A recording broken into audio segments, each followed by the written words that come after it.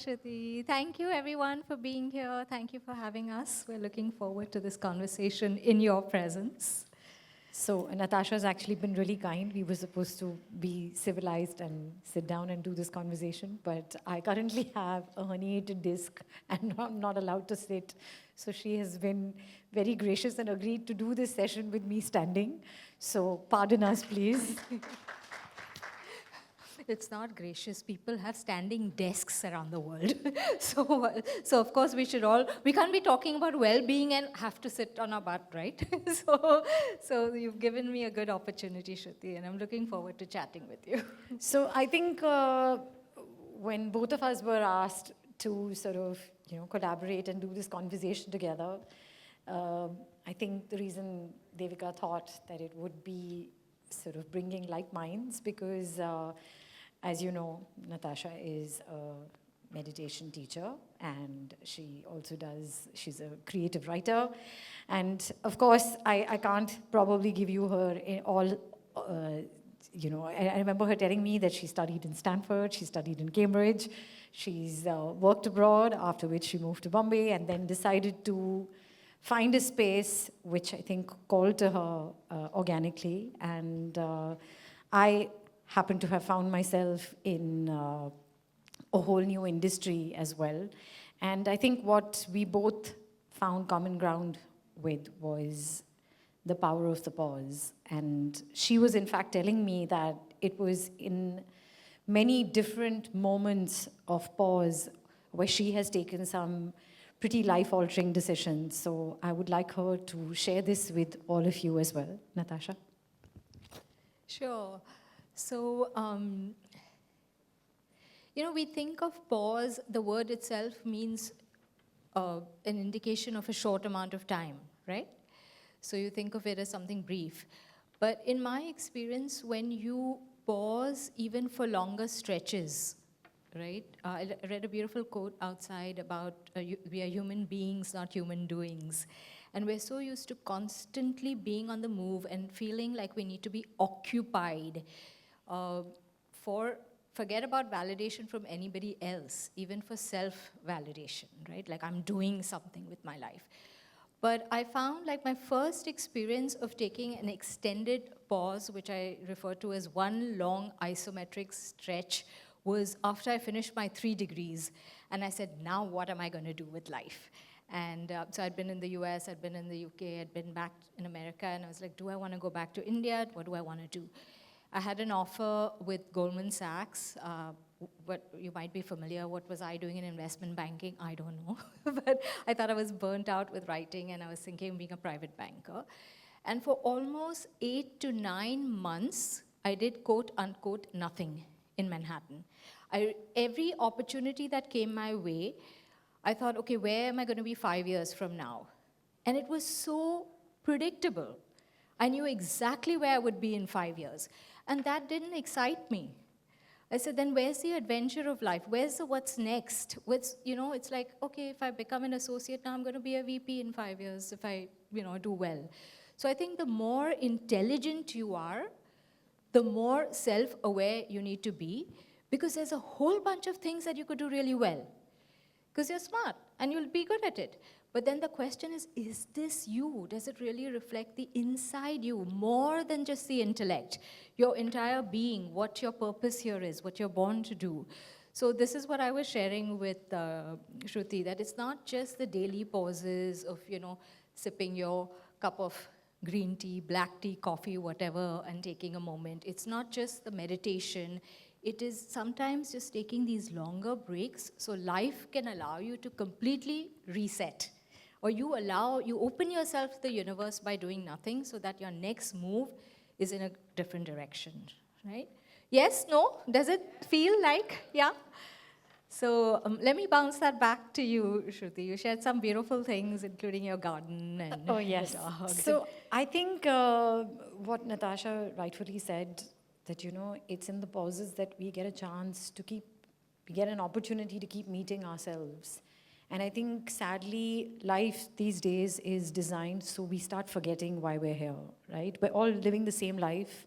We're all trying to reach the same destination, the same pressures of, okay, I must earn this much money, I should travel to these many destinations, I must own this, I must have that. And it's pretty much like a blueprint has been slapped on us and said, now come on, just get on this hamster wheel and keep going. But I think we have forgotten to say, okay, so there is this one plan which lots of people are following, but is it my plan? Do I want this for my life?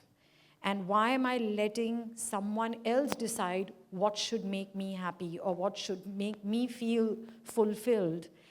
I think what was wonderful, that I think one very big pause that we all got, whether we liked it or not, was COVID. And weirdly enough, for me, it was in that time that I decided to explore a whole new facet to myself, follow something that I was interested in at that point, because everything just became online, it was available. And at the end of 4 years, from 2020 to 2024, I had managed to accumulate sort of 9 certificates of different courses, one after the next. I found myself with a postgraduate diploma in arts-based therapy, which then led me to wanting to deepen my knowledge about mindfulness.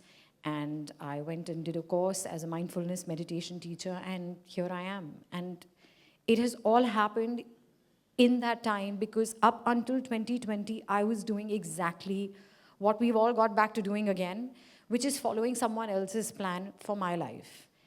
And I think that is one of the reasons that we all, every now and then, when you do find yourself taking part in a slightly deep conversation, there is such deep sadness in all of us, because our lives are not what we wanted. It's a life that someone else has told us we must have. But does it align with your values? Does it align with your capabilities, or with whatever is your cultural sort of footprint? We don't know. It was so weird, because I asked someone the other day, okay, so where do you want to go on a holiday? And she was like, oh, I want to go to Maldives. I was like, okay, here is someone who wants to go to Maldives because she's seen so much of it on Instagram. And I said, oh, really? So what are you planning to do? She was like, nothing. I just want to go see the place. I don't really like the ocean.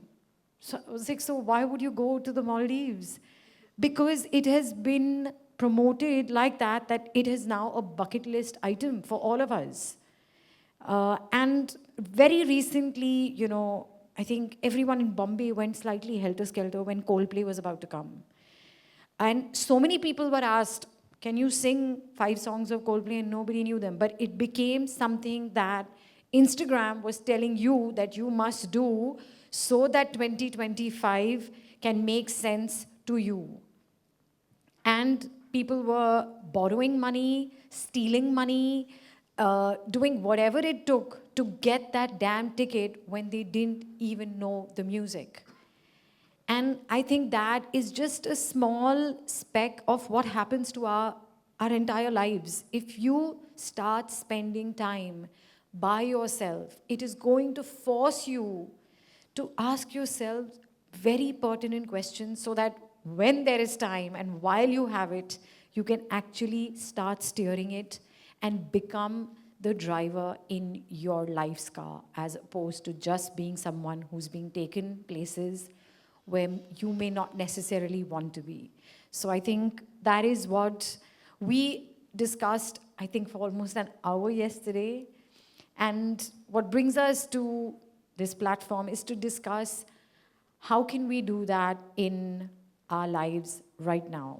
What do we do to take that timely pause, and what benefit do we see from it, other than the larger perspective, which is what we've just discussed? So Natasha, what do you do to take a timely pause, and how does that help you with your daily life? So I want to connect that, Shruti, with the second part of what we will be talking about, the creativity. So a lot of things out there are creative, right? Like whether it's, so I'm a writer, but whether it's a book, whether it's a painting, whether it's a film, what I'm observing when I look at the big picture is that the state inside reflects the art outside. So sometimes when a lot of things are just reflecting the inner angst of somebody, the inner confusion, and that's what's getting sewn back into the world, you know. If you feel that anger inside, it's coming out as a violent film. So it's like this circle, right? What's getting sown into the world is also very aggressive because there isn't that quiet that comes from inside. Whereas the pause that we're talking about allows you to get into a space of serenity and a space of peace, quiet, love, which already exists, by the way. It's not something like that is the core. So, and when you get into that and you create from that space, what you're putting back into the world is beauty. You know? And beauty is its own raison d'etre. You don't need a reason to experience beauty. Beauty exists and it uplifts you. Yes, no, you don't look at something beautiful and say, why is this beautiful, right? It just has that effect on you. So that's where pause and creativity, I feel, have a very, very strong connection because one feeds into the other and one nurtures the other. So that's my experience. I want to, Shruti did a very beautiful little intro of me, and I didn't get to do that for her. So you obviously she's famous, you already know that, etc. But what my first impression was of her was that, wow, like when you think of an actor, you generally think of someone who's a little frou-frou, someone who's a little like self-interested. And we had this really wonderful conversation, and she's so down to earth. I said, okay, this is a good match for the session, right? So, I just want to let you know I'm quite the snob. I'm just being cool on stage. I'm glad I could just break through all of that then. Well, actually, right in front of me is this lovely lady in pink who has been my fitness instructor and has very recently stepped into the world of acting, among other things. So, you know, here's something I will, of course, I will chat with you once I'm done. But I think what Natasha just said is that, you know, they're making us forget about beauty. And I think it is so important to constantly be in touch with it. Because the first thing that she said when she came up on stage, that we're not human doings, right? We're human beings. We've forgotten to just be. And so much of our self-worth, so much of our validation has been attached to our productivity, about what it is that we're putting back into the world. And you really feel like, oh my God, I have sat and done nothing for like 10 minutes. What a waste of life. What a waste of time. I should have posted something. I should have scrolled on Instagram. I could have done something with my time. I wasted 5 minutes. And it's interesting because I have a 10-year-old daughter, and I was telling Natasha about this yesterday. It's a generation that doesn't know what boredom is, which when we were growing up was effectively the pause, right? Being bored, not having any activity. And what that did for us is that it sparked creativity in us. We had to find ways to keep ourselves occupied. The kids these days are constantly being stimulated either by a screen or us parents who are constantly curating their lives, giving them this perfect childhood. But what we're forgetting is that childhood is not a thing, it's a time. It has to just be enjoyed. That's literally, it's like what you just said. You don't ask beautiful things why they're pretty. They just are, and you are meant to enjoy that beauty. Similarly, childhood just has to be enjoyed. It has to be lived. It doesn't have to be curated. And I had to explain this to my little girl, saying that, you know, if your mind is constantly full with activity and stimulation, you never give it a chance to do something that it does organically for every human being, which is to create. We all have it. It happens to each and every one of us. But because it requires us to take that necessary time off, and we're so scared of it now because we feel like someone else will post 5 more pictures on Instagram before me, and their life will end up being more interesting than mine. So I must not do that. Let me focus on making sure everyone who's seeing me on Instagram thinks I'm having a great life. And it's happening to all of us. Every person I know is just constantly in a productivity crisis. And I think for all of us, it's so important to really appreciate the possibility of getting the chance to pause and let creativity find you. Anything you would like to say as parting words, Natasha? No, but I was going to suggest that it's just such a wonderful, attentive audience that maybe if any of you would like to share a thought or ask a question. I know we don't have any official Q&A, but I just feel like it'll be lovely.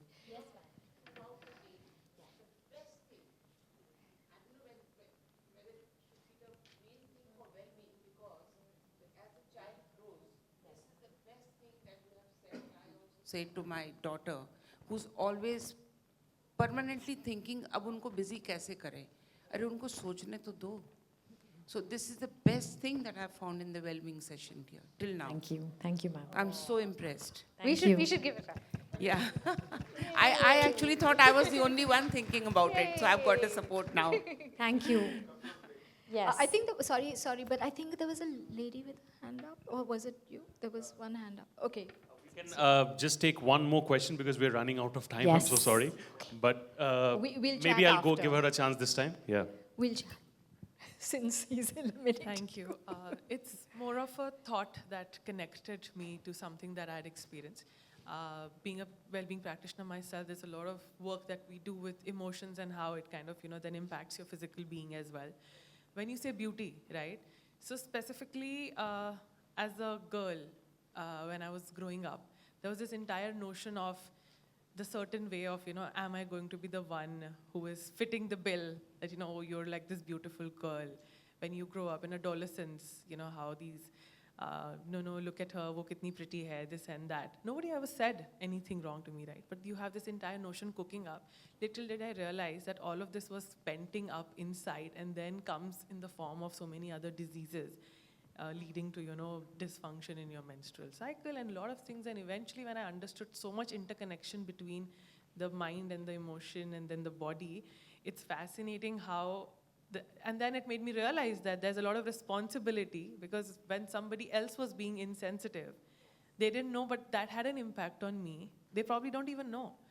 That's when I realized that now I have this responsibility that we take an extra step to make people more inclusive, more accepted, more seen.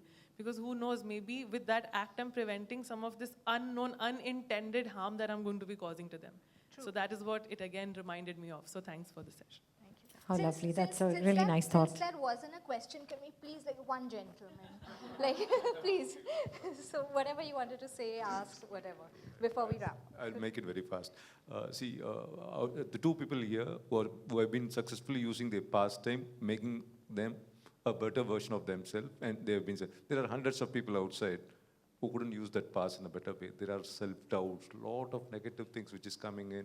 There will be economical pressure, all those things. In both of your cases, how did you handle self-doubt? How did you handle self-doubt?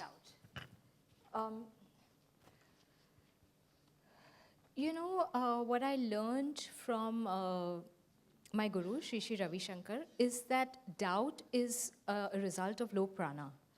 So I think that we often are looking for our energy and our upliftment from sources outside, but the power of India, the wealth that we have in this country are the techniques and practices to help us tap inside. So if you're looking for somebody to come up to you and say, hey, you're awesome, and that's going to remove your doubt, no, because there'll be someone else who does the same thing. But if you are tapping inside and you experience that joy from inside, and that's what I said, it's not about even validation from anybody else. It's half the time it's self-validation, like you need to feel you're doing. So I think fortunately I've been blessed. It's not been major phases of this. But also, I'm a tough cookie. It's okay. I think if you're okay with people disliking you, you've already conquered half the world. And if you're okay to just march. But yes, I do my Sudarshan Kriya every day. I do my meditation regularly. My practices are like up here for me. And that just changes the whole bottom line. I think there is no bottom line. That bottom line is like a top line for me. So that would be my answer. Well, I have a completely different experience because I'm an actor, and I think the one thing anyone who is an artist will tell you is that we're only filled with self-doubt because everything is external, right? Someone has to like what I do so I get an opportunity to do it again. So my life pretty much hinges on some external people deciding the course of my life, which is why it becomes that much more imperative for me to say, okay, I am not defined by what I do. That is just an aspect, an economic aspect of my life. I love what I do, but I'm not defined by it.